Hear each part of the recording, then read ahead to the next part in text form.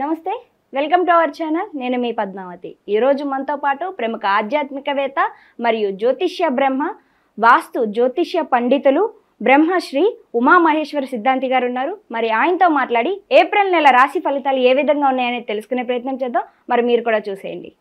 నమస్కారం గురువుగారు. ఆయుష్మాన్ భవ. గురువుగారు, కర్కాటక రాశి వారికి ఏప్రిల్ నెలలో ఎటువంటి ఫలితాలు కనిపిస్తున్నాయి? అయితే వీరు ఎటువంటి విషయాల్లో జాగ్రత్తలు తీసుకోవాలంటారు?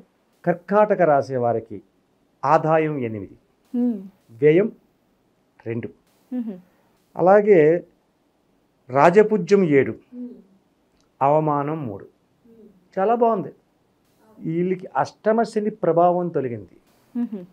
కర్కాటక రాశి అని అనగానే ఇందులో ఉన్న ఆశ్లేష నక్షత్రానికి 4 పాదములు. ఆశ్లేష నక్షత్రం 4 పాదం. ఈ ఆశ్లేష నక్షత్రంలో ఉన్న వారి గురించి ప్రత్యేకంగా చెప్పుకోవాలి. ఓకే. చిత్తా నక్షత్రం, మృగశిర నక్షత్రం, ఆశ్లేష, పుష్యమి నక్షత్రం ఇవన్నీ కర్కాటక రాశిలో ఉంటాయి. ఆశ్లేష నక్షత్రం గురించి ముందుగా తీసుకోవాలి. కర్కాటక రాశిలో ఆశ్లేష నక్షత్రం 4 పాదాలు ఇమిడి ఉన్నాయి. ఈ ఆశ్లేష నక్షత్రం వారికి అత్యధికమైన ప్రమాదకరమైన స్థితిగతులు ఉన్నాయి. ఓకే, అంటే ప్రమాదం అంటే ఎటు నుంచి? అనేక రకములైన ప్రమాదములు చెబుతాను, అవి కూడాను. ఆశ్లేష నక్షత్ర కలిగిన జాతకులకు మద్యపానానికి బానిసలవుతారు. అంటే మద్యం ఎవరు సేవిస్తలేదండి, చాలామంది సేవిస్తున్నారు. అందరూ అంటే నేను ఒప్పుకోను. మళ్ళా కొంతమంది తాగరు. ఎందుకు తాగాలి? మద్యానికి బానిసత్వం ఎందుకు ఉంచాలి? తాగరు. తాగవలసిన అవసరం లేదు. మందు ఉంటే ఏంటో వాసన కూడా తెలియని వాళ్ళు చాలామంది ఉన్నారు. ఈ ఆశ్లేష నక్షత్ర జాతకులకు మాత్రం ఎక్కువగా మద్యపానానికి అలవాటు పడిపోవడము, అలాగే మద్యపానానికి అలవాటు పడిపోయి వీళ్ళు సేవించే మద్యం వలన అనేక రకములైన ఇబ్బందులు కలగడం, నోటి దురుసుతనం మాట్లాడటం. ఇప్పుడు నోటి దురుసుతనం అంటే అమ్మ అన్నదని వేరే ఉంటుంది, ఇంకో రకంగా మాట్లాడితే ఇంకో రకంగా వస్తుంది. నోటి దురుసుతనంగా మాట్లాడటం, నా ఎంతటి గొప్పవాడు లేడు అనే విర్రవీగితనే లక్షణాలు ఈ ఆశ్లేష నక్షత్ర జాతకులకు ఉన్నాయి. కర్కాటక రాశిలో ఉన్న వేరే నక్షత్రాలు ఉన్నాయి, వాటి గురించి నేను చెప్తున్నాను. పుష్యమి నక్షత్రం 4 పాదములు కూడా కర్కాటక రాశిలోనే ఉన్నాయి. పునర్వసు 4వ పాదం కూడా కర్కాటక రాశిలోనే ఉంది. పునర్వసు 4వ పాదం, ఆశ్లేష, పుష్యమి ఈ 4 పాదాలు కూడా ఇందులో ఉన్నాయి. అయితే పునర్వసు 4వ పాదం వారికి, పుష్యమి నక్షత్రంలో ఉన్న వారికి నేను చెప్పట్లేదు. ఆశ్లేష నక్షత్రం ఉన్న వారి గురించే మనం ఇక్కడ తీసుకోవాలి. కర్కాటక రాశి పరిస్థితి అలాగుంది కాబట్టి ఈ యొక్క వీరికి వివాహ విధానం గురించి ఆలోచిస్తారు పెద్దలు. వయసుకు వచ్చాడు, కుర్రాడు ఉన్నాడు కాబట్టి వివాహం గురించి ఆలోచిస్తారు. వీరికి వివాహం చేస్తే ఏమవుతుంది అంటే, ఈ యొక్క ఏప్రిల్ నెలలో పోయినా మే, జూన్, జూలై నెలలో వస్తాయి, ముహూర్తాలు ఉంటాయి. అప్పుడు వివాహం చేస్తే ఏమవుతుంది? వీరికి వివాహం చేసినందువల్ల కుటుంబానికి అరిష్టదాయి, చాలా నష్టదాయకమైన పరిస్థితులు వస్తారు. తల్లిదండ్రులకి ప్రాణఖండాన్ని కూడా చూపించేస్తుంది, ముఖ్యంగా తండ్రికి. ఆశ్లేష నక్షత్రంగా ఆధిపత్యాన్ని వహించింది ఎవరు? కర్కాటక నిశాకర. కర్కాటక రాశికి ఆధిపత్యాన్ని వహించిన వాడు నిశాకరుడు, అంటే చంద్రుడు. తిథి ఏది? ఏ తిథి వచ్చింది ఇక్కడ? శుద్ధ పంచమి, అంటే అమావాస్య వెళ్ళిన 5వ రోజు. అమావాస్య వెళ్ళిన 5వ రోజు అక్కడ ఏమున్నది? చంద్రుడు ఒక నెలవంక రూపంలో ఉన్నాడు, సుఖదాయకమైన స్థితిగతుల్లో లేడు. అంటే మనం జాతకాన్ని విశదీకరించేటప్పుడు ఇన్ని రకాలుగా ఆలోచించాలి. ఈ యొక్క కర్కాటక రాశి మీద ఏ గ్రహ దృష్టి ఉంది? రాహు గ్రహ దృష్టి ఉంది. కర్కాటక రాశి మీద రాహుగ్రహ, అంటే మీనరాశిలో రాహు ఉన్నాడని చెప్పాను కదా. కర్కాటక రాశి మీద పడ్డది ఆయన దృష్టి. ఎప్పుడైతే పడిందో కర్కాటక రాశికి ఆధిపత్యాన్ని వహించిన చంద్రుడు యోగదాయకుడు కాలేదు అని చెప్పి అనుకున్నాం. రాహు చంద్రుడు ఇద్దరు కూడా శత్రుతత్వం ఉంటుంది. మరి ఇన్ని రకాలు ఉన్నాయి కదా. ఈ ఆశ్లేష నక్షత్రానికి ఆధిపత్యాన్ని వహించి ఉన్నందువల్ల ఎక్కువగా వాళ్ళ మీదకి వస్తుంది. కాబట్టి వీరి విషయంలో కడు జాగరూకత అయిన విషయములు తీసుకోవాలి. ఇదే కాదు, ఇందాక నువ్వు అడిగో ఏ విధమైనటువంటి ఇబ్బందులు ఉన్నాయని అడిగో. ఇంకొక రకమైన ఇబ్బంది ఏంటంటే వాహన ప్రమాదం. వాహన ప్రమాదములు అంటే వీళ్ళు ముందుగానే మనం అనుకున్న కొంచెం డ్రింకింగ్ అలవాటు పడతారు అని చెప్పి డ్రింకింగ్లో ఉంటారు. ఆ డ్రింక్ చేసినప్పుడు వాహనాన్ని తొక్కితే ఏమవుతుంది? ఏదైనా అవుతుంది. లేదండి మా అబ్బాయి డ్రింక్ చేయడండి చాలా గొప్పవాడండి, అలవాటు లేదండి అని అంటారు. రైటే, అలవాటు లేదు. ఆశ్లేష నక్షత్రంలో ఒక ఇద్దరికి అలవాటు లేకపోవచ్చు. ఈయన మామూలుగానే బండి మీద వెళ్తున్నాడు. మరి ఎదటి నుంచి వచ్చి వాడు తాగేసి వస్తే, వాడు తాగేసి వస్తే ఏం చేస్తాం? అడుచుకుద్దేస్తాడు, ఇబ్బందికరమైన స్థితిని పొందుతారు. అటువంటి ఇబ్బందులన్నీ కూడా ఈ ఆశ్లేష నక్షత్ర జాతకులకి వస్తున్నాయి. కాబట్టి జాగరూకతని తీసుకోవాలి. సరే, ఆశ్లేష నక్షత్రంతో ఒకటే చెప్పుకుంటే ఎలాగా? పుష్యమి నక్షత్రం ఉంది, ఉన్న నక్షత్రంలో పునర్వసు 4వ పాదం వరకు ఉన్నాయి. మరి వారికి చెప్పరా అండి? చెప్పాలి. ఈ యొక్క విధానములో మిగిలిన జాతకులకు ఈ ఆశ్లేష నక్షత్రం వరకు కూడా అనువదించుకోండి, తప్పే ఉంది. శుభదాయకమైన ఫలితములు ఉన్నాయి. వ్యాపార రంగంలో యోగదాయకమైన స్థితిగతులు ఉన్నాయి. కష్టపడి పనిచేసే వారిలో శుభదాయకమైన ఫలితములు ఉంది. కష్టానికి తగిన ప్రతిఫలాన్ని పొందగలిగే స్థితిగతులు ఉన్నారు. ఆరోగ్య వ్యవహారాలలో ఈ యొక్క పుష్యమి నక్షత్ర జాతకులు, పుష్యమి నక్షత్రానికి సంబంధించిన వాడు నక్రశ్య కుంభరాశస్య నాయక సూర్యనందన, మకర రాశులకు ఆధిపత్యాన్ని వహించిన శని భగవానుడు కూడా మీనరాశిలోనే కలిగి ఉండడము, బుధునితో కలిగి ఉండడంతో కలిగి ఉండడం వల్ల యోగదాయకమైన ఫలితములు ఈ యొక్క పుష్యమి నక్షత్ర జాతకులకు వస్తుంది. వాళ్ళు ఆడిన ఆట, పాడిన పాట, ఏది అనుకుంటే జరిగిపోతుంది. మంచి మంచి స్నేహాలు చేస్తారు, మంచి ఉపయోగదాయకమైన ఫలితాలు పొందుతారు. వ్యాపారం చేస్తే వ్యాపారం లాభం కలిసి వస్తుంది. కష్టం చేసి పని చేసిన వాడికి కూడా శుభదాయకమైన ఫలితాలు పొందుతారు. అటువంటి యోగదాయకమైన ఫలితములు పొందడమే కర్కాటక రాశి వారికి ఈ యొక్క మాసమయందు కలిగి ఉన్నారు. అయితే గురువు గారు, ఎవరైతే విద్యార్థులు ఉన్నారో ఇప్పుడు గ్రూప్ ఎగ్జామ్స్ కూడా స్టార్ట్ అవుతున్నాయి, మరి విద్యారంగం ఎలాగుంటుందంటారు? విద్యారంగంలో ఉన్న వారికి శుభదాయకమైన ఫలితములే పొందుతున్నారు, అశుభదాయకమైన ఫలితములు పొందటం లేదు. ముఖ్యముగా స్త్రీల గురించి చెప్పాలి, అమ్మాయిల గురించి చెప్పాలి. ఈ యొక్క విద్యా ఆధిక్యతలో ఉన్న అమ్మాయిల గురించి చెప్పాలి.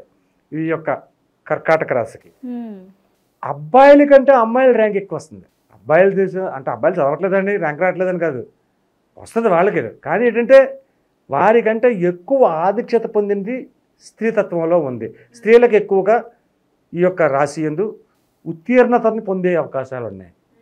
అలాగే విద్యార్థులు ఒకటే కాదు, ఇక్కడ ఉద్యోగ రంగంలో ఉద్యోగ అన్వేషణలో ఉన్న వాళ్ళు ఉన్నారు. అవును, ఉద్యోగాల కోసం ఉద్యోగ అన్వేషణ. ఈ అన్వేషణ అంటే ఎదుగుతున్నారు.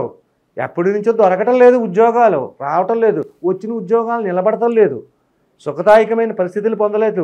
అటువంటి స్థితిగతుల్లో ఉన్న వారికి ఉద్యోగ రంగములలో నూతన ఉద్యోగాలకు అన్వేషణ చేసేసరికి ఉద్యోగాలు సంప్రాప్తమవుతాయి. ఎప్పుడైతే సంప్రాప్తమవుతుందో ఉద్యోగ రంగంలో శుభదాయకమైన ఫలితములు పొందడము, అత్యధికమైన లాభదాయకములు పొందడము, పెద్దల యొక్క మన్నలను పొందడం అనేది ఉంటుంది. చాలా చక్కగా వివరించారండి. అయితే కర్కాటక రాశి వారికి ఎటువంటి ఫలితాలు ఉన్నాయో అయితే చెప్పారు. అయితే వీరు ఎటువంటి పరిహారాలు చేసుకోవాలంటారు అసలు? ఇది చాలా ఇంపార్టెంట్ అయిన క్వశ్చన్ అమ్మ. ఈ కర్కాటక రాశి వారికి ఆశ్లేష నక్షత్ర విధానంలో ఉన్నవారికి అత్యధికమైన నష్టదాయకమైన ఫలితములు ఉన్నాయని మనం చెప్పుకున్నాం. దానికి తగ్గ విధానంగానే మనం చెయ్యాలి, ఫలితాన్ని పొందాలి. అంటే ఏం చేస్తే ఈ యొక్క ఫలితాన్ని పొందుతాము? ఈశ్వరతత్వంలో అభిషేకాన్ని చేపించండి. అభిషేకం చేపించిన నెల రోజులు ఉన్నది కదా ఈ ఆశ్లేష నక్షత్రం వాళ్ళకి. పుష్యమి నక్షత్రము ఈ నక్షత్రం ఉన్న వాళ్ళకి కూడా అభిషేకాన్ని చేసుకోండి. అయితే ఒకరోజు చేసుకుంటే సరిపోతుందా అండి? కాదు. ప్రతిరోజు ఉదయాన్నే లేవండి, ఉదయకాలాన్నే లేచి తలస్నానం ఆచరించి శుభ్రంగా ఇంటిలో దీప వెలిగించి, లేకపోతే అగరబత్తి వెలిగించి, అంటే కొంతమంది హాస్టల్లో ఉన్న వాళ్ళు ఉంటారు, వాళ్ళు కూడా ఒక అగరబత్తి వాళ్ళ దగ్గర కూడా ఏదో పటం పెట్టుకుంటారు కదా హాస్టల్లో ఉన్న వాళ్ళు, అక్కడ దీపం వెలిగించి లేకపోతే అగరబత్తి వెలిగించి నమస్కరించుకుని శివాలయానికి వెళ్ళాలి. ప్రతిరోజు ఉదయకాలానే శివాలయానికి వెళ్ళాలి.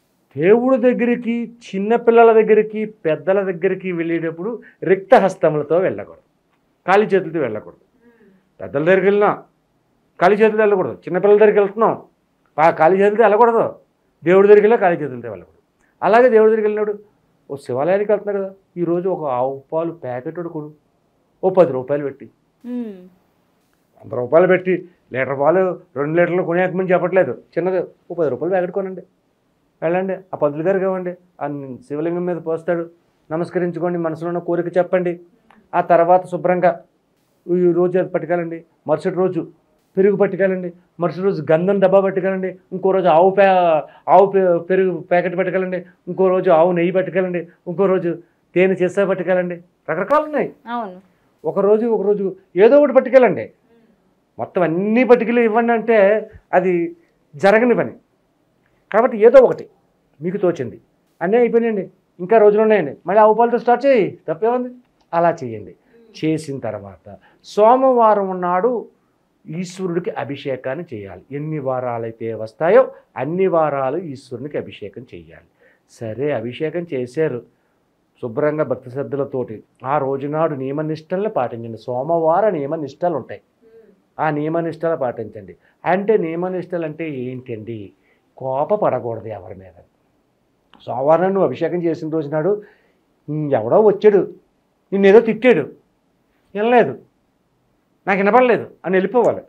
నన్ను తిడతావా, నువ్వెంతరా అని చెప్పేసి కోపపడిపోకూడదు.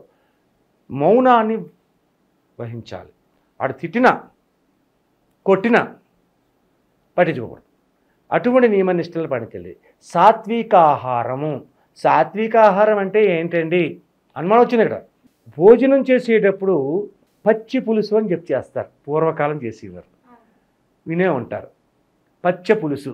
నువ్వు పప్పులు, కూరలు, చారులు, లేదా దప్పడాలు, వేపుళ్ళు ఇవన్నీ ఉండవు. ఆ సోమవారం నాడు నువ్వు భోజనం చేసిన ఈ యొక్క రాశి వారికి ఆ సోమవారం నాడు అభిషేకం చేసిన రోజు నాడు సాత్వికాహారం అంటే అన్నములోని పచ్చి పులుసు వేసుకోవాలి. ఆవకాయలు, మాగాయలు ఇటువంటి ఉండకూడదు. అంటే ఆయిల్ ఉంటుంది అందులో. పచ్చి పులుసు ఆయిల్ ఏముంటుంది? ఉల్లిపాయలు, పచ్చిమిరకాయలు, ఇంకా ఏవో కలుపుతారు, చింతపండు పులుసు పోస్తారు, కలుపుతారు, పచ్చి పులుసు అవుతుంది. ఆ పచ్చి పులుసు మజ్జిగ ఆయిల్ లేని ఫుడ్ తీసుకున్నారు, సాత్వికాహారం ఏంటండి. ఆ మధ్యాహ్నం భోజనం చేసుకోండి, మధ్యాహ్నం నిద్రపోకండి. సరే, ఇక్కడితో అయిపోయిందా అండి? అవ్వలేదు. ఇక్కడ చాలా ఇంపార్టెంట్ అయిన విషయం ఉంది. మరల సాయంత్రం చంద్రోదయం జరిగిన తర్వాత ఇక్కడికి వెళ్ళండి, శివాలయానికి వెళ్ళండి, శివుణ్ణి దర్శనం చేసుకోండి. ఒక్కొక్కరికి కొట్టండి, కాళ్ళకి చెప్పులు లేకుండా వెళ్ళండి శివాలయానికి. వెళ్ళి అక్కడ శుభ్రంగా నందీశ్వరుడిది కానీ శివాలయంలో ఒక చెట్టు ఉంటుంది, బిల్వ వృక్షం ఉంటుంది, రావి చెట్టు ఉంటుంది, ఏదో చెట్టు ఉంటుంది. ఆ చెట్టు దగ్గర కానీ లేకపోతే నందీశ్వరుడి దగ్గర పక్కన ఖాళీ ఉన్న స్థలం దగ్గర కానీ శుభ్రంగా నీళ్లు చల్లి పిండితో అష్టదళ పద్మం వేయండి. అష్టదళ పద్మంలో చిన్న చిన్న ప్రమిదలు పట్టుకెళ్ళండి. చిన్న చిన్నవి, ఇంతంత ప్రమిదలు కాదు, చిన్న చిన్న ప్రమిదలు 9 ప్రమిదలు పట్టుకెళ్ళండి. అష్టదళ పద్మంలో 8 దళములలోనూ 8 ప్రమిదలు పెట్టండి. మధ్యలో ఉన్న ఒక ప్రమిది పెట్టండి. 9 ప్రమిదలు అయినాయి. 9 ప్రమిదలు పువ్వొత్తులు అని ఉంటాయి, కాడొత్తు కాదు. పువ్వొత్తు అని చెప్పేసి కింద ఉండి పైకి కాడ కింద ఉంటుంది. ఆ పువ్వొత్తుని వేసి అందులోని ఆవు నెయ్యిని పోయండి. ఆవు నెయ్యిని పోసి 9 ఒత్తులు వెలిగించండి. 9 ఒత్తులు వెలిగించిన తర్వాత అక్కడ ఎదరకుండా కొన్ని పుష్పములు వేసి ఆ 9 ఒత్తులను నమస్కరించుకుని పూజా విధానాన్ని అవలంబించి మీకు వచ్చింటారు. పెద్ద పెద్ద మంత్రాలు చదివేయాలి, పెద్ద పెద్ద శ్లోకాలు చదివేయాలన్నది కాదు, మీకు ఎలా వచ్చో అలాగా. నవజ్యోతులు, నవగ్రహాలు అనుకోండి, తప్పేది. నవజ్యోతులు, నవగ్రహాలు అనుకోండి, అలాగా పూజ చేయండి. పూజ చేసిన తర్వాత అక్కడ కొద్దిగా నివేదన చెల్లించాలి. ఏమి నివేదన చెల్లించాలి? పటిక బెల్లం మొక్క ఉంటుంది, రావి ఆకులో అక్కడ పెట్టి పటికి బెల్లం పెట్టండి. పటికి బెల్లం మీద నీళ్లు చెల్లించి ఓం భూర్భువ స్వాహ తస్వితరుణ్యం భృగో దేవస్య ధీమహి ధియో యోనః ప్రచోదయాత్, ఓం ప్రాణాయ స్వాహ, ఓం ఉపానాయ స్వాహ, ఓం యానాయ స్వాహ, ఓం సుమనాయ స్వాహ, ఓం నారాయణ స్వాహ, ఓం బ్రహ్మణే స్వాహ అని 5 సార్లు నివేదన చేసి నమస్కరించి మీ మదిలో ఉన్న కోరికను చెప్పండి. ఎవరికి? దీపాలకు చెప్పాలి. మదిలో ఉన్న కోరికను చెప్పమన్నాను కదా అని మనసులో చేసి పెదవు ఆడించడం కాదు, నోటితో చెప్పండి. పైకి వినబడేలాగా, పక్కోళ్ళకి మైకే మక్కలేదు అక్కడ, ఆ దీపములు వినబడేంత దగ్గరలో ఉన్నంత విధానంలో ఆ వాయిస్ తోటి ఎదురు చెప్పండి. ఆ యొక్క కోరికలు తీరతాయి. ఈ యొక్క వాహన ప్రమాదాల నుంచి బయటపడతారు. అత్యధికమైన కష్టదాయకమైన నష్టదాయకమైన పరిస్థితులు పొందుతున్న ఆశ్లేష నక్షత్ర జాతకులకు వస్తున్న జరుగుతుంది. అపమృత్య యోగములు కలిగిస్తున్నది. అంటే వివాహం చేస్తే అపమృత్య యోగాన్ని చూపిస్తుంది అనుకున్న దాన్ని కూడా దూరం చేయడానికి ఈ యొక్క నవజ్యోతుల విధానాలని పొందారు. ఇది ఏ రోజు చెయ్యాలి? సోమవారం చెయ్యాలి. సోమవారం చేశారు, మధ్యాహ్నం పచ్చిపులుసుతో భోజనం చేశారు కదా, సాత్విక ఆహారం. అక్కడి నుంచి వచ్చేటప్పుడు, శివాలయం దగ్గర నుంచి వచ్చేటప్పుడు రిక్త హస్తములతో రావాలి. మీరు ఏం పట్టుకెళ్ళి ఏదో ఉంటాడు వదిలేయాలి, ఏది ఉండకూడదు. ఖాళీ చేతులతో వెనక్కి రావాలి. ఖాళీ చేతులతో వెనక్కి వచ్చేసి ఇంటికి వచ్చేయాలి. ఈ ఇంటికి వచ్చిన తర్వాత ఏం చేయాలి? ఏమండి ఉపవాసం కదండి అనేసరికి ఏం చేస్తాం, ఒక 2 డజన్లు ఇడ్లీలు, 4 దెబ్బరొట్లు ఇలా తినేస్తాడు. అయ్యేమీ తినకూడదు, అంతంత టిఫిన్లు కూడా చేయకూడదు. ఏం చేయాలి అంటే ఆవిరి కుడము, అంటే ఇడ్లీకి ఆవిరి కుడం అని చెప్పేసి కూడా చేస్తారు. ఆవిరి కుడములోని ఉల్లికారం అని చేస్తారు. పచ్చిమిరపకాయలు, ఉల్లిపాయ ముక్కలు, ఇంకా జీలకర్ర ఇవన్నీ వేసి మొన్న కుమ్మేస్తారు. అందులో ఆయిల్ ఉండదు, టేస్టీగా మాత్రం ఉంటుంది. ఆ ఉల్లికారంతో ఈ ఆవిరి కుడం తినాలి. ఏమంటే ఆవిరి కుడం తినమన్నారు కదండి, ఒకటి అదనం ఇచ్చేయండి, నీకు సరిపడగా తినాలి. తీసుకుని కింద పక్కేసుకోవాలి, మంచం మీద కాకుండా కింద పక్కేసుకుని పడుకోవాలి. ఉదయాన్నే లేచిన తర్వాత మంగళవారం వచ్చింది. ఆ మంగళవారం నాడు దీనికి అనుసంధానం ఉంది ఇక్కడ. మంగళవారం ఉదయాన్నే లేచిన తర్వాత స్థలస్థానం మళ్ళీ చేయాలి. స్థలస్థానం చేసి కుజిని ఆలయం కానీ లేక కుదరలేదు ఆంజనేయ స్వామి ఆలయానికి వెళ్ళిపోండి. మీకు దగ్గరలో ఉన్న ఆంజనేయ స్వామి గుడి ఉంటుంది కదా, ఆడికి వెళ్ళి కొబ్బరికాయ కొట్టుకోండి, నమస్కరించుకోండి, ఇంటికి వచ్చేయండి. మీ యొక్క వృత్తి ఉద్యోగం ఏదో ఉంటాయి కదా, వ్యవహారాలు పాలు పంచుకోండి. ఈ రకంగా చేస్తే ఈ యొక్క ఆశ్లేష నక్షత్ర జాతకులకే, కర్కాటక రాశిలో ఉన్న నక్షత్ర జాతకులకు కూడా శుభదాయకమైన ఫలితములు పొందడము, కష్టములు తొలగడము, నష్టములు దరిచేరకుండా ఉండడము, అన్యథా అన్ని రకములుగా కూడా శుభ ఫలితములు పొందగలుగుతారు. చాలా చక్కగా వివరించారు. కర్కాటక రాశి వారు ఎటువంటి రెమెడీస్ పాటించాలో కూడా ప్రతిదీ వివరంగా వివరించారు. ధన్యవాదాలండి. ఆయుష్మాన్ భవ.